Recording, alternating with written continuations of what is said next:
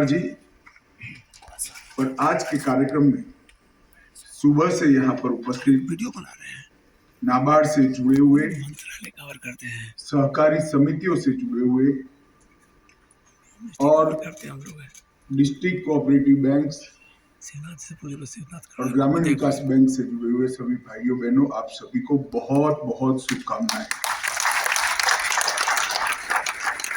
आज नाबार्ड का 42वां स्थापना दिन है और स्थापना दिन किसी भी संस्था के लिए अपने अचीवमेंट्स की यादों को एंजॉय करने का दिन, और इसके साथ साथ स्थापना दिन अगले साल के हमारे लक्ष्यों को तय करने का, अगले साल के हमारे संकल्पों को तय करने का भी एक दिन होता है। जहां तक नाबार्ड के अचीवमेंट की मैं बात करूं तो 65% ग्रामीण जनसंख्या जिस देश में हो, उस देश की कल्पना नाबार्ड के बगैर की ही नहीं जा सकती। तो 4 दशक में और विशेषकर 3 दशक में नाबार्ड ने इस देश की ग्रामीण अर्थव्यवस्था, ग्रामीण इंफ्रास्ट्रक्चर, इस देश के खेती एग्रीकल्चर, इस देश की कोऑपरेटिव संस्थाएं और 1.5 दशक से इस देश के स्वसहाय जुटों की विकास की रीढ़ की हड्डी में नाबार्ड सिद्ध हुई। आज हमारे देश में शहरों के साथ साथ गांव का भी विकास हो रहा है। गांव भी आधुनिक बन रहे, गांव आत्मनिर्भर बन रहे, गांव आत्मनिर्भर बन रहे हैं। इसके साथ साथ ग्रामीण अर्थतंत्र की आत्मा कृषि में, हमारी कृषि व्यवस्था बहुत तेजी के साथ बढ़ रही है और विश्व भर में अपना लोहा मना रही है। और कृषि अर्थव्यवस्था में स्वाभाविक रूप से कोऑपरेटिव इसके साथ जुड़ी हुई एक ऐसी गतिविधि है जिसको कृषि से कभी अलग नहीं किया जा सकता। और उसके साथ साथ गांव के हर व्यक्ति को आत्मनिर्भर बनाने के लिए और विशेषकर माताओं को, बहनों को आत्मनिर्भर बनाने के लिए स्वसहाय जुटों के जो रचनाएं हुई, उनको अपने पैर पर खड़ा करना और स्वाभिमान के साथ समाज में प्रस्थापित करने में नाबार्ड की बहुत बड़ी भूमिका। इसलिए आज ग्रामीण अर्थव्यवस्था, कृषि और सहकारिता की रीढ़ की हड्डी जैसी संस्था नाबार्ड को इस मंच से मैं बहुत बहुत साधुवाद और अभिनंदन देना चाहता हूं। देश के ग्रामीण विकास में उनके योगदान। नाबार्ड ने कई क्षेत्रों में नए नए काम ये 42 सालों में निरंतर रूप से शुरू किए। विशेषकर रिफाइनेंस और कैपिटल फॉर्मेशन के काम को नाबार्ड ने खूब अच्छे तरीके से आगे बढ़ाया। जहां तक रिफाइनेंस का सवाल है, कैपिटल फॉर्मेशन के लिए अब तक 8 लाख करोड़ रुपया नाबार्ड के माध्यम से ग्रामीण अर्थव्यवस्था में, खेती की जरूरियातों को, किसानी की जरूरियातों को पूर्ण करने के लिए, एग्री प्रोडक्शन को मजबूत करने के लिए, इसके अंदर विविधता लाने के लिए, ढेर सारे प्रयोगों को स्थान देने के लिए अनेक विविध योजनाओं के तहत नाबार्ड ने 12 लाख करोड़ रुपया ग्रामीण एग्रीकल्चर अर्थव्यवस्था में रिफाइनेंस किया। अब इस डेटा को सरलता के साथ नाबार्ड की शुरुआत से अब तक आगे बढ़ाएं तो चकाचौंध करने वाली सिद्धियां सामने आती है।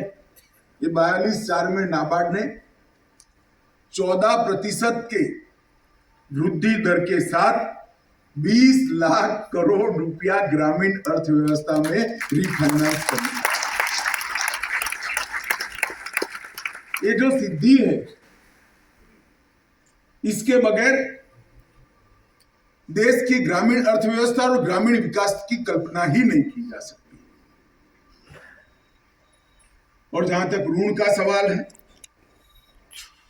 मैं कुछ आंकड़े कंपैरेटिवली इसलिए बताना चाहता हूं कि जिससे हमें हमारी ताकत का अंदाज आए और आने वाले लक्ष्य सिद्ध तय करने में हम गलती न करें। लक्ष्य ऐसे तय करने चाहिए जो सभी साथियों को काम करने का हौसला दे, दौड़ने की प्रेरणा दे और विजय के विश्वास का संचार करे। 1982 में short term loans agriculture finance में 896 करोड़ रुपए, पूरे देश का सिर्फ 896, और आज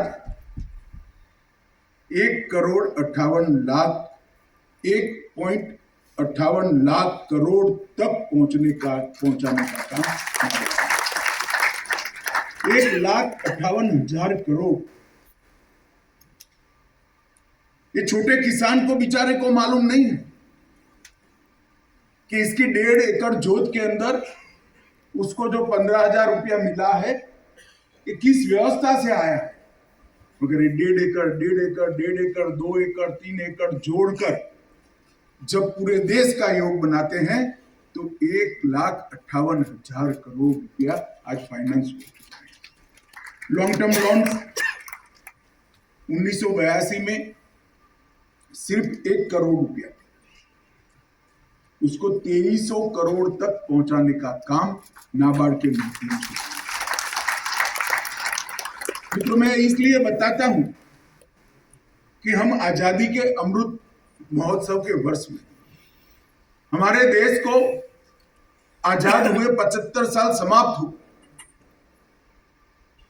और देश के प्रधानमंत्री श्री मोदी जी ने हम सबके सामने लक्ष्य रखा है कि हर क्षेत्र में जब देश की आजादी के 100 साल होंगे तब हम कहां होंगे, वो लक्ष्य तय करना है।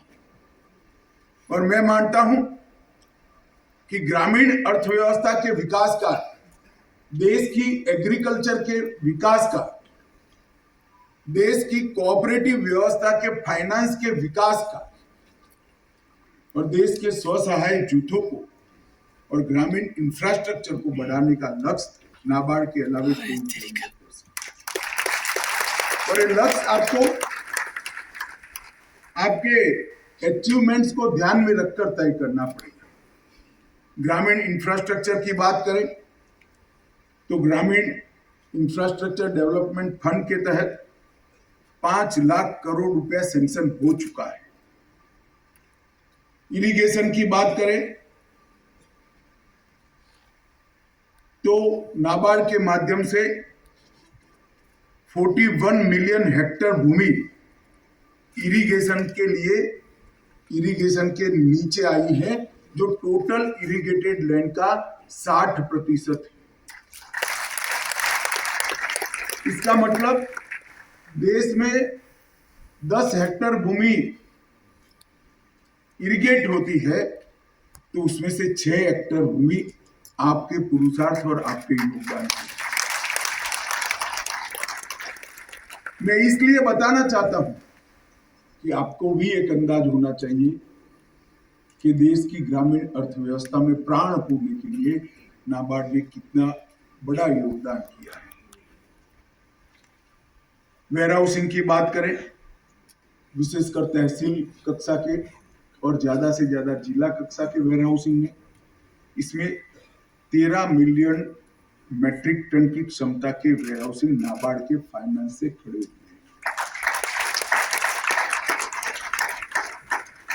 और सेल्फ हेल्प ग्रुपों की बात करें तो लगभग 1 करोड़ सेल्फ हेल्प ग्रुप को आपने फाइनेंस किया है।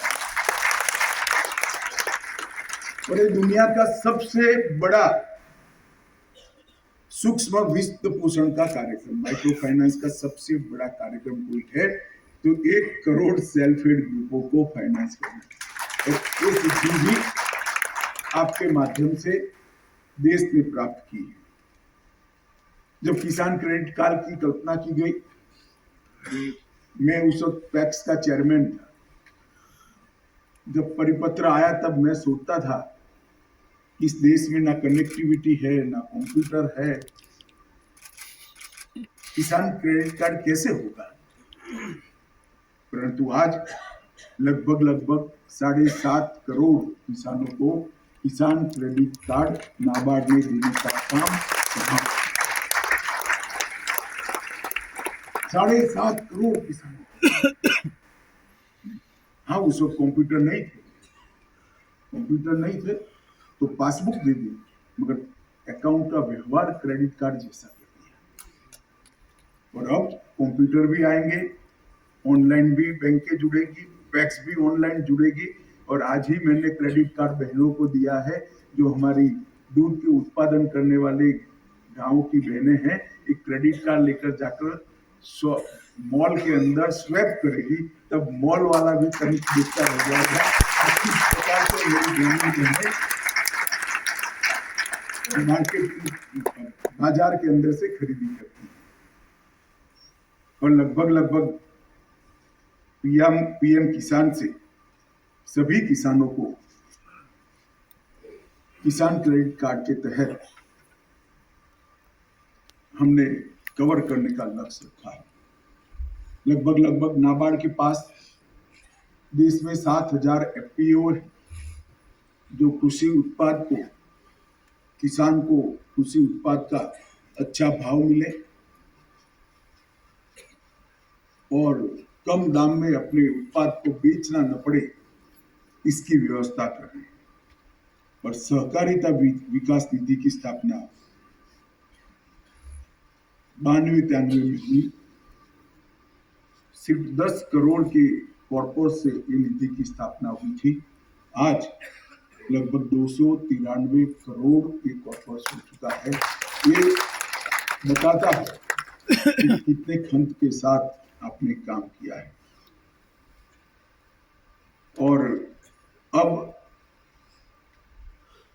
नाबार्ड को आज के दिन के बाद आप सभी को तय करना है कि आगे के 25 साल में नाबार्ड कहां पहुंचेगा।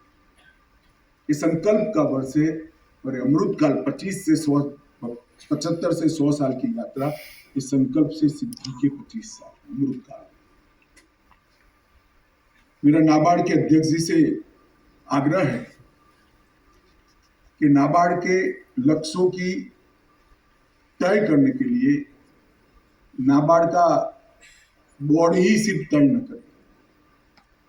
नाबार्ड के हर कर्मचारी से फॉर्म भराकर लक्ष्यों के बारे में मांग की जाए। हमारे पास्ट परफॉर्मेंस और आने वाले समय में देश की जरूरियातों को ध्यान में रखकर गर्व के साथ, हौसले के साथ लक्ष्य तय किए जाए और 25 साल के लक्ष्यों को 5-5 साल के रिव्यू टाइम के साथ तय किया जाए और 5 साल के लक्ष्य को ईयरली रिव्यू के साथ तय किया जाए। अगर इतनी डिटेल व्यवस्था के साथ हम लक्ष्य तय करते हैं तो नाबार्ड पर मुझे भरोसा है मित्रों, नाबार्ड ये लक्ष्य निश्चित रूप से सिद्ध कर देगा। परंतु जरूरत है लक्ष्यों की सिद्धि के लिए हौसले के साथ आगे आने की। जरूरत है लक्ष्यों की सिद्धि के लिए और लक्ष्य तय करने के लिए दूरंदेशी के साथ आगे आने की। और हमारे यहाँ देश में जो बदलाव हो रहे, वो बदलाव को ग्रामीण क्षेत्रों में पहुंचाने का संकल्प नाबार्ड के अलावे कोई नहीं ले सकता, कोऑपरेटिव संस्थाओं के अलावे कोई नहीं। और मैं मानता हूं कि 42वें स्थापना दिन पर आज नाबार्ड आगे बढ़ रहा है, तो निश्चित रूप से आजादी के अमृतकाल के लक्ष्य नाबार्ड ने तय करने चाहिए। मित्रों, एक छोटा सा कार्यक्रम हुआ।